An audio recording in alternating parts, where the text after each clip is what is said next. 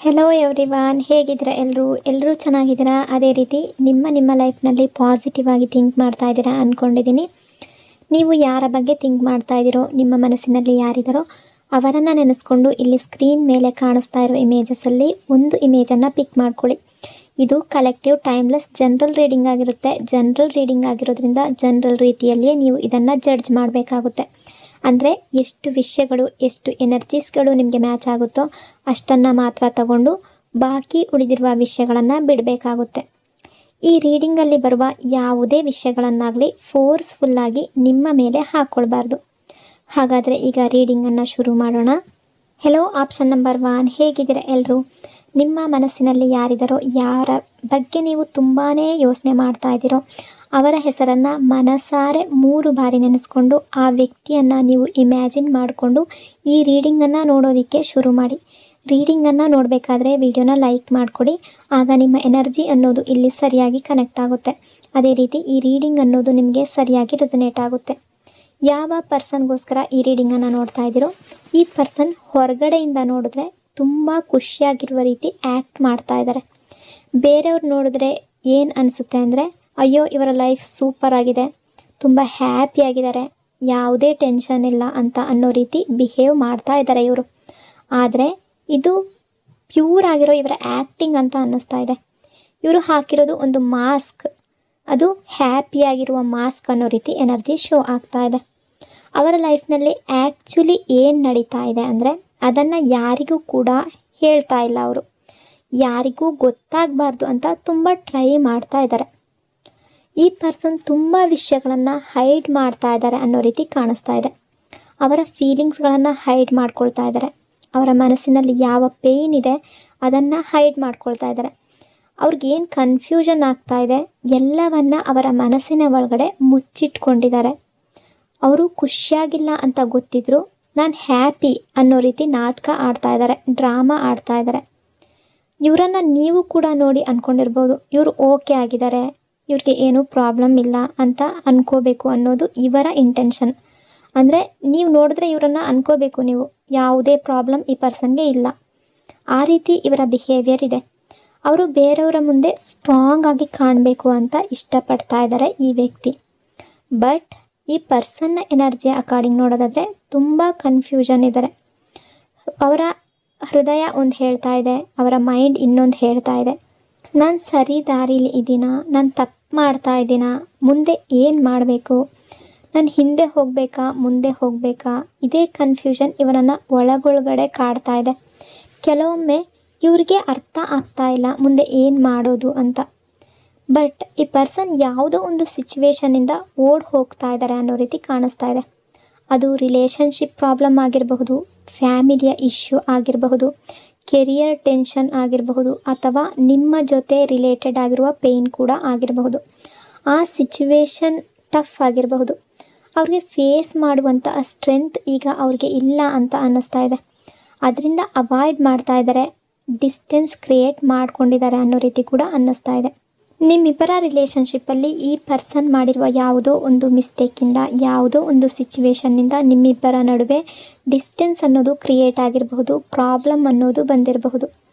But ಈ ಪರ್ಸನ್ಗೆ ನಿಮ್ಮ ಜೊತೆ ತುಂಬ ಮೆಮೊರೀಸ್ಗಳಿದೆ, ಮೊಮೆಂಟ್ಸ್ಗಳು. ಈ ಪರ್ಸನ್ ನಿಮ್ಮ ಬಗ್ಗೆ ಥಿಂಕ್ ಮಾಡ್ತಾರೆ. ಎಮೋಷ್ನಲ್ ಬಾಂಡ್ ಅನ್ನೋದು ಇದೆ ಈ ಪರ್ಸನ್ಗೆ. ನಿಮ್ಮಿಬ್ಬರ ನಡುವೆ ಈಗ ಗ್ಯಾಪ್ ಬಂದಿರಬಹುದು, ಡಿಸ್ಟೆನ್ಸ್ ಬಂದಿರಬಹುದು. ಬಟ್ ಈ ಪರ್ಸನ್ ನಿಮ್ಮನ್ನು ತುಂಬ ಮಿಸ್ ಮಾಡ್ಕೊಳ್ತಾ ಇದ್ದಾರೆ. ಬಟ್ ಅವರು ಅದನ್ನು ಅಕ್ಸೆಪ್ಟ್ ಮಾಡೋದಕ್ಕೆ ಅವರ ಈಗೋ ಅನ್ನೋದು ಬಿಡ್ತಾ ಇಲ್ಲ, ಹೇಳ್ಕೊಳ್ಳೋದಕ್ಕೆ ಅವರ ಆ್ಯಟಿಟ್ಯೂಡ್ ಅನ್ನೋದು ಬಿಡ್ತಾ ಇಲ್ಲ. ಮನಸ್ಸಿನ ಒಳಗಡೆ ಎಲ್ಲ ಫೀಲಿಂಗ್ಸನ್ನು ಹೈಡ್ ಮಾಡ್ಕೊಳ್ತಾ ಇದ್ದಾರೆ. ಈ ಪರ್ಸನ್ ಹೊರಗಡೆ ಯಾವ ರೀತಿ ಇದ್ದಾರೆ ಅಂದರೆ, ನಾನು ಓಕೆ ಆಗಿದ್ದೀನಿ, ನನಗೆ ಯಾರೂ ಬೇಕಿಲ್ಲ, ನಾನು ಯಾರನ್ನೂ ಮಿಸ್ ಮಾಡ್ಕೊಳ್ತಾ ಇಲ್ಲ, ನನ್ನ ಲೈಫ್ ಅನ್ನೋದು ನಾರ್ಮಲ್ ಆಗಿದೆ ಅನ್ನೋ ರೀತಿ ಇವರ ಬಿಹೇವಿಯರ್ ಇದೆ. ಆದರೆ ಮನಸ್ಸಿನ ಒಳಗಡೆ ಕಂಪ್ಲೀಟ್ಲಿ ಆಪೋಸಿಟ್ ಆಗಿದ್ದಾರೆ. ಮನಸ್ಸಿನ ಒಳಗಡೆ ಎಮೋಷ್ನಲ್ ಬ್ರೇಕ್ ಡೌನ್ ಆಗಿದೆ. ಸೈಲೆಂಟಾಗಿ ಕ್ರೈ ಮಾಡ್ತಾ ಇದ್ದಾರೆ, ಅಳ್ತಾ ಇದ್ದಾರೆ. ತುಂಬ ಥಾಟ್ಸ್ಗಳು ಇವರ ಮನಸ್ಸಿನಲ್ಲಿ ಬರ್ತಾ ಇದೆ. ನಿಮ್ಮ ಮೆಮೊರೀಸ್ಗಳು ಇವರನ್ನು ಕಾಡ್ತಾ ಇದೆ. ಈ ಪರ್ಸನ್ ನಿಮ್ಮನ್ನು ತುಂಬ ಮಿಸ್ ಮಾಡ್ಕೊಳ್ತಾ ಇದ್ದಾರೆ ಅನ್ನೋ ರೀತಿ ಕೂಡ ಎನರ್ಜಿ ಶೋ ಆಗ್ತಾ ಇದೆ. ಈ ಪರ್ಸನ್ಗೆ ಬಿಗ್ಗೆಸ್ಟ್ ಫಿಯರ್ ಏನು ಅಂದರೆ, ನಿಮ್ಮ ಮುಂದೆ ಅವರ ವ್ಯಾಲ್ಯೂ ಅನ್ನೋದು ಕಡಿಮೆ ಆಗಬಾರ್ದು. ಅವ್ರು ಯಾವ ರೀತಿ ಯೋಚನೆ ಮಾಡ್ತಾರೆ ಅಂದರೆ, ನಾನು ಮಿಸ್ ಮಾಡ್ತೀನಿ ಅಂತ ಏನಾದರೂ ಹೇಳಿದ್ರೆ, ಅಂದರೆ ಈ ಪರ್ಸನ್ ನಿಮ್ಮನ್ನು ಮಿಸ್ ಮಾಡ್ಕೊಳ್ಳೋದು ಏನಾದರೂ ನಿಮಗೆ ಗೊತ್ತಾದರೆ, ನಿಮಗೆ ಇವರು ಶೇರ್ ಮಾಡಿಕೊಂಡ್ರೆ, ನಿಮಗೆ ಹೇಳ್ಕೊಂಡ್ರೆ ಇವರು ವೀಕ್ ಇದ್ದಾರೆ ಅಂತ ನೀವು ಅಂದ್ಕೊಳ್ತೀರಾ. ಇವರನ್ನು ನೀವು ರೆಸ್ಪೆಕ್ಟ್ ಮಾಡೋದಿಲ್ಲ, ನೀವು ರೆಸ್ಪೆಕ್ಟ್ ಇಟ್ಟಿರೋದು ಡೌನ್ ಆಗುತ್ತೆ. ಅದರಿಂದ ಇವರ ಫೀಲಿಂಗ್ಸನ್ನು ಇವರು ಹೇಳ್ಕೊಳ್ತಾ ಇಲ್ಲ, ಇವರ ಪೇಯ್ನನ್ನು ಶೇರ್ ಮಾಡ್ಕೊಳ್ತಾ ಇಲ್ಲ. ಸ್ಟ್ರಾಂಗ್ ಆಗಿರುವಂತಹ ಮಾಸ್ಕನ್ನು ಹಾಕ್ಕೊಂಡಿರೋ ರೀತಿ ಇವರು ನಾಟಕ ಆಡ್ತಾ ಇದ್ದಾರೆ, ಆ ರೀತಿಯ ಡ್ರಾಮಾ ಮಾಡ್ತಾ ಇದ್ದಾರೆ ಅನ್ನೋ ರೀತಿ ಎನರ್ಜಿ ಶೋ ಆಗ್ತಾ ಇದೆ. ಅಂದರೆ ಎನರ್ಜಿ ಕ್ಲಿಯರಾಗಿ ಏನು ಹೇಳ್ತಾ ಇದೆ ಅಂದರೆ, ಹೊರಗಡೆಯಿಂದ ಹ್ಯಾಪಿಯಾಗಿದ್ದಾರೆ, ಮನಸ್ಸಿನ ಒಳಗಡೆಯಿಂದ ತುಂಬಾ ಕುಸಿದೋಗಿದ್ದಾರೆ, ಎಮೋಷ್ನಲಿ ಡೌನ್ ಆಗಿದ್ದಾರೆ. ಹೊರಗಡೆಯಿಂದ ಕಾನ್ಫಿಡೆಂಟ್ ಆಗಿದ್ದಾರೆ, ಮನಸ್ಸಿನ ಒಳಗಡೆ ಎಲ್ಲವನ್ನು ಕಳ್ಕೊಂಡಿರೋ ರೀತಿ ಇದ್ದಾರೆ.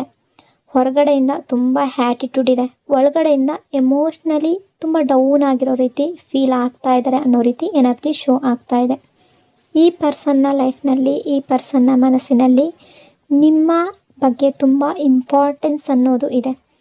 ಅವರು ಸೈಲೆಂಟ್ ಆಗಿದ್ದರೂ ಕೂಡ, ಫೀಲಿಂಗ್ ಇಲ್ಲ ಅಂತ ತೋರಿಸ್ಕೊಂಡ್ರೂ ಕೂಡ ತುಂಬ ಮಿಸ್ ಮಾಡ್ಕೊಳ್ತಾ ಇದ್ದಾರೆ.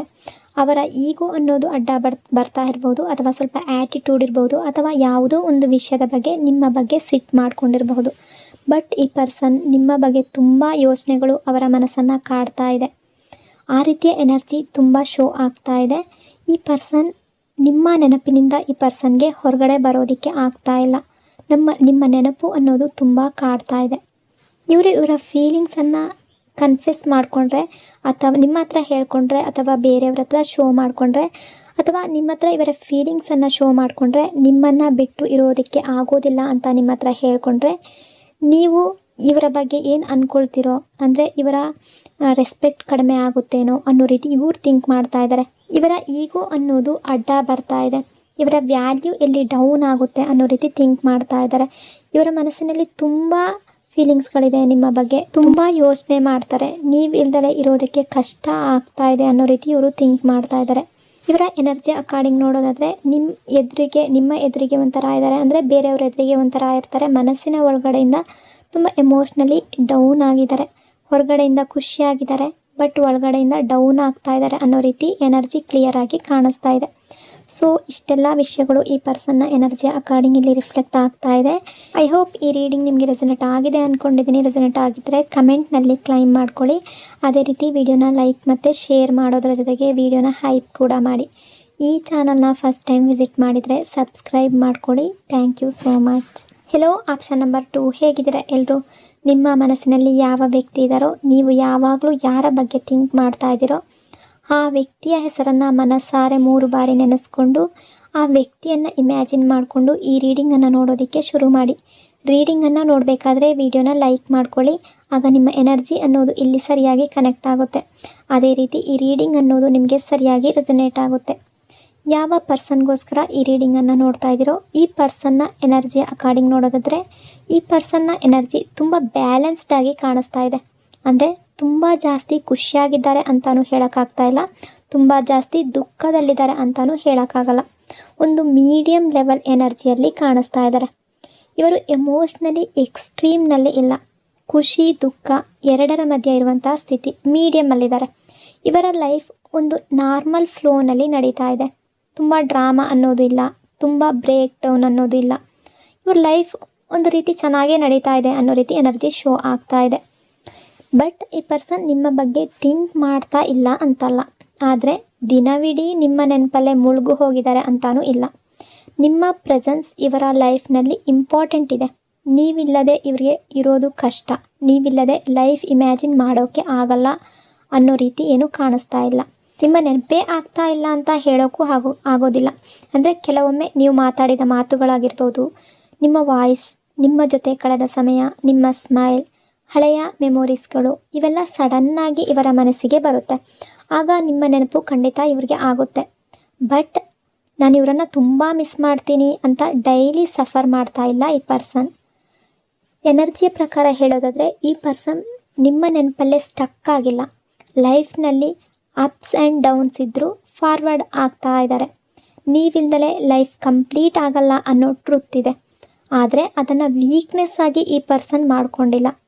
ಅಂದರೆ ನಿಮ್ಮ ನೆನಪು ಅನ್ನೋದು ಈ ಪರ್ಸನ್ಗೆ ಆಗುತ್ತೆ, ಬಟ್ ಅದನ್ನೇ ನೆನಪು ಮಾಡಿಕೊಂಡು ಕೂತ್ಕೊಂಡಿದ್ದಾರೆ ಅನ್ನೋ ರೀತಿ ಎನರ್ಜಿ ಶೋ ಆಗ್ತಾ ಇಲ್ಲ. ಈ ಪರ್ಸನ್ನ ಎನರ್ಜಿ ಸ್ಟ್ರಾಂಗ್ ಆಗಿ ಯಾವ ರೀತಿ ರಿಫ್ಲೆಕ್ಟ್ ಮಾಡ್ತಾ ಇದೆ ಅಂದರೆ, ಈ ಪರ್ಸನ್ ಇವರ ಕೆಲಸದಲ್ಲಿ ತುಂಬ ಬ್ಯುಸಿಯಾಗಿದ್ದಾರೆ. ಜಾಬ್ ಪ್ರೆಷರ್ ಅನ್ನೋದು ತುಂಬ ಜಾಸ್ತಿ ಇದೆ. ಕೆರಿಯರ್ ಬಗ್ಗೆ ತುಂಬ ಫೋಕಸ್ ಜಾಸ್ತಿ ಇದೆ. ಫ್ಯೂಚರ್ ಬಿಲ್ಡ್ ಮಾಡೋ ಟೆನ್ಷನ್ ತುಂಬ ಜಾಸ್ತಿ ಇದೆ. ಈ ಪರ್ಸನ್ಗೆ ತುಂಬ ರೆಸ್ಪಾನ್ಸಿಬಿಲಿಟಿ ಇದೆ ಅನ್ನೋ ರೀತಿ ಕಾಣಿಸ್ತಾ ಇದೆ. ಫ್ಯಾಮಿಲಿ ರೆಸ್ಪಾನ್ಸಿಬಿಲಿಟಿ ಆಗಿರ್ಬೋದು, ಯಾವುದೇ ರೀತಿಯ ರೆಸ್ಪಾನ್ಸಿಬಿಲಿಟಿ ಆಗಿರಬಹುದು, ತುಂಬ ಜಾಸ್ತಿ ಇದೆ. ಅದರಿಂದ ಬೇರೆ ವಿಷಯಗಳ ಬಗ್ಗೆ ಫೋಕಸ್ ಕಡಿಮೆ ಆಗಿದೆ. ಎಮೋಷನ್ಸ್ನಲ್ಲಿ ಕೂತು ಯೋಚನೆ ಮಾಡೋ ಟೈಮ್ ಈ ಪರ್ಸನ್ಗೆ ಇಲ್ಲ. ತುಂಬ ಜಾಸ್ತಿ ರೆಸ್ಪಾನ್ಸಿಬಿಲಿಟಿ, ಪ್ರೆಷರ್ ಅನ್ನೋದು ಜಾಸ್ತಿ ಇದ್ದಾಗ ಈ ಪರ್ಸನ್ ವರ್ಕ್ ಬಗ್ಗೆ ತುಂಬ ಫೋಕಸ್ ಮಾಡ್ತಾ ಇದ್ದಾರೆ ಅನ್ನೋ ರೀತಿ ಎನರ್ಜಿ ಶೋ ಆಗ್ತಾ ಇದೆ. ಇನ್ನೂ ಕೆಲವರ ಎನರ್ಜಿ ಪ್ರಕಾರ ಈಗ ಪ್ರೆಸೆಂಟಲ್ಲಿ ಈ ಪರ್ಸನ್ ಫ್ಯಾಮಿಲಿ ಫಂಕ್ಷನ್ನಲ್ಲಿ ಇರಬಹುದು, ಫ್ರೆಂಡ್ಸ್ ಜೊತೆ ಇರಬಹುದು, ರಿಲೇಟಿವ್ಸ್ ಜೊತೆ ಯಾವುದಾದ್ರೂ ಫಂಕ್ಷನ್ ಅಟೆಂಡ್ ಮಾಡ್ತಾ ಇರಬಹುದು, ಅಥವಾ ಸೋಷಲ್ ಆಗಿ ಆ್ಯಕ್ಟಿವ್ ಆಗಿರುವ ರೀತಿ ಕೂಡ ಕಾಣಿಸ್ತಾ ಇದೆ. ಅದರಿಂದ ನಿಮ್ಮ ಕಡೆಗೆ ಅಟೆನ್ಷನ್ ಸ್ವಲ್ಪ ಕಡಿಮೆ ಆಗಿರಬಹುದು, ಅಥವಾ ಬೇರೆ ಕಡೆಗೆ ಯಾವುದೇ ಫೋಕಸ್ ಇಲ್ಲದೆ ಇರಬಹುದು. ಬಟ್ ಈ ಪರ್ಸನ್ ಕಂಪ್ಲೀಟ್ಲಿ ಅಲೋನ್ ಆದಾಗ, ಕೆಲಸ ಇಲ್ಲದೆ ಫ್ರೀ ಇದ್ದಾಗ, ಯಾರೂ ಮಾತಾಡೋದಕ್ಕೆ ಇಲ್ಲದಿದ್ದಾಗ ಅಲ್ಲಿ ನಿಮ್ಮ ನೆನಪು ಈ ಪರ್ಸನ್ಗೆ ಸ್ಟಾರ್ಟ್ ಆಗುತ್ತೆ. ಅದರಲ್ಲಿ ನಿಮ್ಮ ಮೆಮೊರೀಸ್ಗಳು ತುಂಬ ಬರುತ್ತೆ. ಎಮೋಷನ್ಸ್ ಕಂಟ್ರೋಲ್ ಮಾಡೋದಕ್ಕೆ ಈ ಪರ್ಸನ್ಗೆ ಆಗೋದಿಲ್ಲ. ಮಿಸ್ಸಿಂಗ್ ಎನರ್ಜಿ ತುಂಬ ಕಾಡುತ್ತೆ ಆವಾಗ. ಅಂದರೆ ಯಾರೂ ಇಲ್ಲದೆ ಇದ್ದಾಗ, ಈ ಪರ್ಸನ್ ಒಬ್ಬಂಟಿಯಾಗಿದ್ದಾಗ ನಿಮ್ಮ ಬಗ್ಗೆ ತುಂಬ ನೆನಪು ಮಾಡ್ಕೊಳ್ತಾರೆ, ನಿಮ್ಮನ್ನು ಮಿಸ್ ಮಾಡ್ಕೊಳ್ತಾರೆ, ನಿಮ್ಮ ಪ್ರೆಸೆನ್ಸನ್ನು ಮಿಸ್ ಮಾಡ್ಕೊಳ್ತಾರೆ ಅನ್ನೋ ರೀತಿ ಎನರ್ಜಿ ಶೋ ಆಗ್ತಾ ಇದೆ. ಇವರು ಒಬ್ಬರೇ ಇದ್ದಾಗ ಯಾವ ರೀತಿ ಥಿಂಕ್ ಮಾಡ್ತಾರೆ ಅಂದರೆ, ಯಾಕೆ ನಮ್ಮ ನಡುವೆ ಗ್ಯಾಪ್ ಬಂತು, ಯಾಕೆ ಮಿಸ್ಅಂಡರ್ಸ್ಟ್ಯಾಂಡಿಂಗ್ ಅನ್ನೋದು ಆಯಿತು, ಯಾಕೆ ನಾವಿಬ್ಬರು ದೂರ ಆದ್ವಿ, ನಾನೇನು ತಪ್ಪು ಮಾಡಿದ್ನಾ, ಅಥವಾ ನಿಮ್ಮ ತಪ್ಪಿನಿಂದ ಈ ರೀತಿ ಆಯಿತಾ, ಈ ರೀತಿ ಕ್ವಶನ್ಗಳು ಅವರ ಮನಸ್ಸಿನಲ್ಲಿ ಬರ್ತಾನೆ ಇರುತ್ತೆ. ಬಟ್ ಮತ್ತೆ ಕೆಲಸ ಅಂತ ಹೊರಗಡೆ ಬಂದರೆ, ರೆಸ್ಪಾನ್ಸಿಬಿಲಿಟಿ ಅಂತ ಹೊರಗಡೆ ಬಂದರೆ, ಆ ತಕ್ಷಣ ಈ ಪರ್ಸನ್ ಅವರ ಫೀಲಿಂಗ್ಸನ್ನು ಮತ್ತೆ ಕಂಟ್ರೋಲ್ ಮಾಡ್ಕೊಳ್ತಾರೆ. ಫೋಕಸ್ ಮತ್ತು ಕೆರಿಯರ್ ಕಡೆಗೆ ಹೋಗುತ್ತೆ. ಬೇರೆಯದರ ಬಗ್ಗೆ ಅವರು ಥಿಂಕ್ ಮಾಡೋದಿಲ್ಲ ಅಷ್ಟಾಗಿ. ನೆನಪುಗಳು ಬರುತ್ತೆ, ಆದರೆ ಕಂಟ್ರೋಲ್ ಮಾಡ್ಕೊಳ್ತಾರೆ ಅನ್ನೋ ರೀತಿ ಕೂಡ ಎನರ್ಜಿ ಶೋ ಆಗ್ತಾ ಇದೆ. ಈ ಪರ್ಸನ್ ಟೋಟಲಿ ಪೇಯ್ನ್ ಫ್ರೀ ಅಲ್ಲ. ಲೈಫ್ನಲ್ಲಿ ಕೆಲವು ಸಿಚುವೇಶನ್ ಇವರಿಗೆ ಪೇನ್ಫುಲ್, ಎಮೋಷ್ನಲ್ ಪ್ರೆಷರ್ ಇದೆ, ಮೆಂಟಲ್ ಲೋಡ್ ಇದೆ, ಎಲ್ಲೋ ಒಂದು ಕಡೆ ಯಾವುದೋ ಒಂದು ಸಿಚುವೇಶನ್ನಿಂದ ತುಂಬ ಹರ್ಟ್ ಆಗಿದ್ದಾರೆ ಅನ್ನೋ ರೀತಿ ಕೂಡ ಎನರ್ಜಿ ಶೋ ಆಗ್ತಾ ಇದೆ. ಆದರೆ ಸ್ಟ್ರಾಂಗ್ ಆಗಿರಬೇಕು ಅಂತ ಡಿಸೈಡ್ ಮಾಡ್ಕೊಂಡಿದ್ದಾರೆ ಅನ್ನೋ ರೀತಿ ಎನರ್ಜಿ ಕಾಣಿಸ್ತಾ ಇದೆ. ಇವರ ಎನರ್ಜಿ ಯಾವ ರೀತಿ ಸ್ಟ್ರಾಂಗ್ ಆಗಿ ರಿಫ್ಲೆಕ್ಟ್ ಆಗ್ತಾ ಇದೆ ಅಂದರೆ, ಇವರು ಅಂದ್ಕೊಳ್ತಾ ಇದ್ದಾರೆ, ನನ್ನ ಲೈಫ್ ಇಂಪ್ರೂವ್ ಮಾಡ್ಕೋಬೇಕು, ನಾನು ಮುಂದೆ ಹೋಗಬೇಕು, ನನ್ನ ಲೈಫ್ನಲ್ಲಿ ಏನೇ ಮಿಸ್ಅಂಡರ್ಸ್ಟ್ಯಾಂಡಿಂಗ್ ಇದ್ದರೂ, ಯಾವುದೇ ರೀತಿಯಲ್ಲಾಗಿದ್ದರೂ ಅದನ್ನು ಕ್ಲಿಯರ್ ಮಾಡ್ಕೋಬೇಕು, ಯಾವುದೇ ಒಂದು ಕನ್ಫ್ಯೂಷನ್ ಅನ್ನೋದು ನನ್ನ ಲೈಫ್ನಲ್ಲಿ ಇರಬಾರ್ದು ಅನ್ನೋ ರೀತಿ ಕೂಡ ಥಿಂಕ್ ಮಾಡ್ತಾ ಇದ್ದಾರೆ. ಲೈಫ್ನಲ್ಲಿ ನೆಕ್ಸ್ಟ್ ಸ್ಟೆಪ್ಪನ್ನು ಡಿಸೈಡ್ ಮಾಡೋ ಥಿಂಕಿಂಗ್ ಕೂಡ ಈ ಪರ್ಸನ್ಗೆ ಇದೆ ಅನ್ನೋ ರೀತಿ ಕೂಡ ಕಾಣಿಸ್ತಾ ಇದೆ. ಈ ಪರ್ಸನ್ ಓವರಾಲ್ ಆಗಿ ಹೇಳೋದಾದರೆ ನಿಮ್ಮನ್ನು ಮರ್ತಿಲ್ಲ, ಆದರೆ ನಿಮ್ಮ ನೆನಪಲ್ಲೇ ಮುಳುಗೋಗಿಲ್ಲ. ಮೆಚೂರ್ ಎನರ್ಜಿ ಅನ್ನೋದು ಕಾಣಿಸ್ತಾ ಇದೆ, ಬ್ಯಾಲೆನ್ಸ್ಡ್ ಎನರ್ಜಿ ಅನ್ನೋದು ಕಾಣಿಸ್ತಾ ಇದೆ. ಸಮ್ಟೈಮ್ ಡಿಸ್ಟೆನ್ಸ್ ಅನ್ನೋದು ಕ್ರಿಯೇಟ್ ಆಗಿರಬಹುದು, ಬಟ್ ಪರ್ಸ್ನಲ್ ಗ್ರೋತ್ ಬಗ್ಗೆ ತುಂಬ ಥಿಂಕ್ ಮಾಡ್ತಾ ಇದ್ದಾರೆ ಅನ್ನೋ ರೀತಿ ಕೂಡ ಎನರ್ಜಿ ಶೋ ಆಗ್ತಾ ಇದೆ. ಈ ಪರ್ಸನ್ಗೆ ನಿಮ್ಮ ನೆನಪಾಗುತ್ತೆ, ಬಟ್ ಯಾವಾಗಲೂ ಅದನ್ನೇ ನೆನಪು ಮಾಡ್ತಾನೆ ಇರ್ತಾರೆ ಅಂತ ಹೇಳೋಕ್ಕಾಗ್ತಾ ಇಲ್ಲ. ಆ ರೀತಿಯ ಎನರ್ಜಿ ಶೋ ಆಗ್ತಾ ಇದೆ. ಸೊ ಇಷ್ಟೆಲ್ಲ ವಿಷಯಗಳು ಈ ಪರ್ಸನ್ನ ಎನರ್ಜಿ ಅಕಾರ್ಡಿಂಗ್ ಇಲ್ಲಿ ರಿಫ್ಲೆಕ್ಟ್ ಆಗ್ತಾ ಇದೆ. ಐ ಹೋಪ್ ಆಪ್ಷನ್ ನಂಬರ್ 2 ಈ ರೀಡಿಂಗ್ ನಿಮಗೆ ರೆಸೊನೇಟ್ ಆಗಿದೆ ಅಂದ್ಕೊಂಡಿದ್ದೀನಿ. ರೆಸೊನೇಟ್ ಆಗಿದರೆ ಕಮೆಂಟ್ನಲ್ಲಿ ಕ್ಲೈಮ್ ಮಾಡ್ಕೊಳ್ಳಿ. ಅದೇ ರೀತಿ ವಿಡಿಯೋನ ಲೈಕ್ ಮತ್ತು ಶೇರ್ ಮಾಡೋದ್ರ ಜೊತೆಗೆ ವಿಡಿಯೋನ ಹೈಪ್ ಕೂಡ ಮಾಡಿ. ಈ ಚಾನಲ್ನ ಫಸ್ಟ್ ಟೈಮ್ ವಿಸಿಟ್ ಮಾಡಿದರೆ ಸಬ್ಸ್ಕ್ರೈಬ್ ಮಾಡ್ಕೊಳ್ಳಿ. ಇನ್ನೊಂದು ಪವರ್ಫುಲ್ ಡೀಪ್ ರೀಡಿಂಗ್ನೊಂದಿಗೆ ಮತ್ತೆ ಸಿಗ್ತೀನಿ. Until then take care. Thank you so much.